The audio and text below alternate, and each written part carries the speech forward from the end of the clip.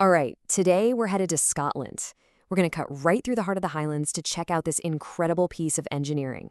It's a waterway that literally carves its way through mountains and, a land of legends.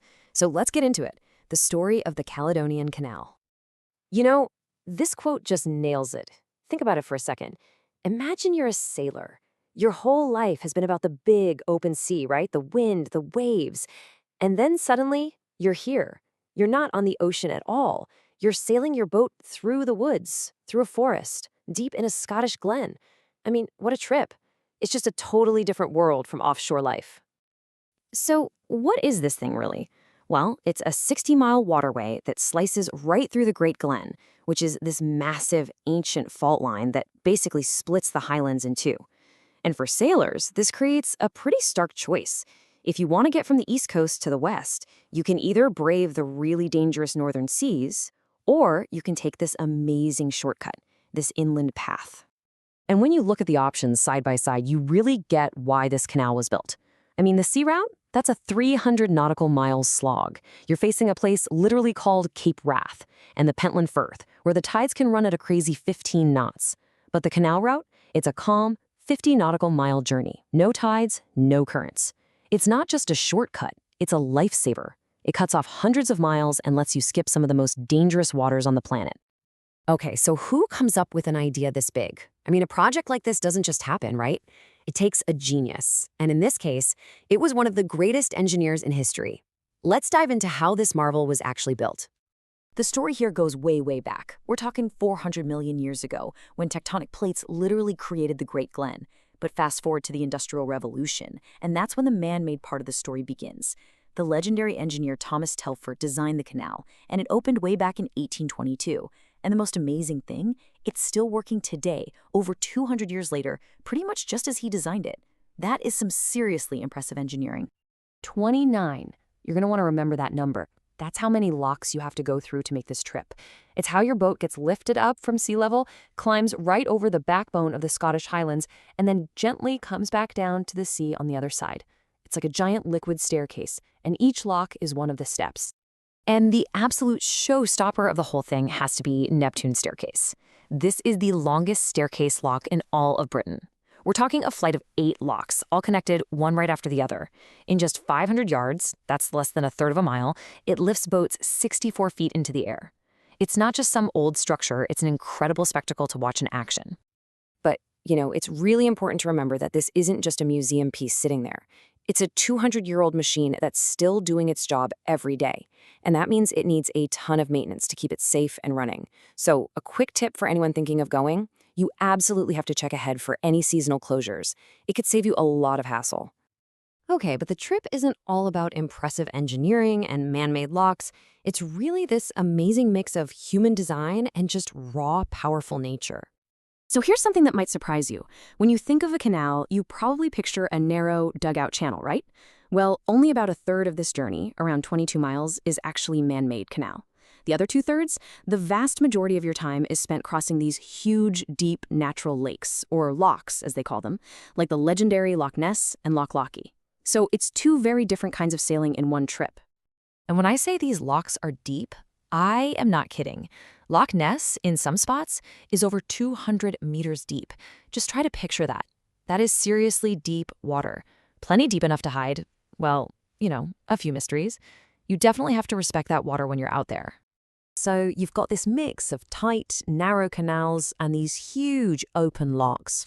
And what that means for anyone making the journey is that it's a real test. A test of your sailing skills, of how well you've prepared, and sometimes, let's be honest, just a test of your endurance.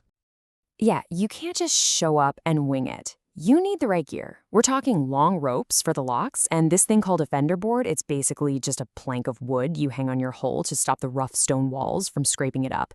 Wireless headsets are a game changer for talking with your crew, but honestly, the most important thing you can pack, especially from May to September, is midge repellent. Trust me on that one. And oh man, you have got to be ready for things to go wrong. Take this poor canoeist. A portage is when you have to get out and carry your boat around the locks. But when his little trolley for carrying his gear just snapped a wheel, that's not a small problem. That's a huge setback. Suddenly, your day just got a whole lot harder. Going through a big flight of locks, like Neptune's staircase, it's like a carefully choreographed dance. It takes real teamwork. So your boat goes into the bottom lock, the water comes in, and you rise up. Then some of your crew have to jump onto the side and literally walk the boat into the next chamber. You have to keep it all under control, and then you just repeat, all the way up, one step at a time. Yeah, seasoned boaters, they know the deal with uplocking when you're going up the staircase. When the gates open and all that water comes rushing in from the lock above, it creates a ton of turbulence. And as this guy says, the front position, that's where you get thrown around the most. No way an experienced sailor is taking that spot. That's for the visitors. But just when you think you've mastered the locks, you get out onto those huge open locks, and that's where the Scottish weather can just turn on you in a heartbeat. This paddler talking about 4 or 5 meter waves on Loch Ness, that's not an exaggeration. A calm day can turn into a serious fight for survival just like that. It's all about staying alive out there. But look, for every challenge, for every broken wheel, every bumpy lock, every giant wave, the canal gives you something amazing back in return. An even bigger reward. And that reward? It's the scenery. It is just jaw-dropping. You're not just looking at postcards, you're living in them. You glide right past the base of Ben Nevis, the highest mountain in Britain. You drift by the incredible ruins of Urquhart Castle, which has been watching over Loch Ness for centuries. You moor up in these picture-perfect villages like Fort Augustus. It's a view of Scotland's greatest hits that almost nobody else gets to see. And seriously, this is one of those places where you just need to put your phone down. Just look up. The whole area is teeming with wildlife. If you're patient, you might actually see otters playing, or a pine marten darting through the trees, maybe even a golden eagle circling way up high. It's all right there. The reward isn't always something big and dramatic. Sometimes it's a moment of just perfect calm. After all the wind and maybe some rain, you can wake up to a morning where the loch is like a sheet of glass, a perfect mirror for the hills. Those quiet, still moments, that's when you really feel the magic of the Highlands. And sometimes the best reward of all has nothing to do with the view. It's that feeling at the end of a long, hard day.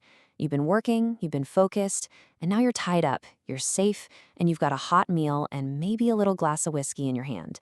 That feeling, you can't buy it. You have to earn it, and there's nothing else quite like it.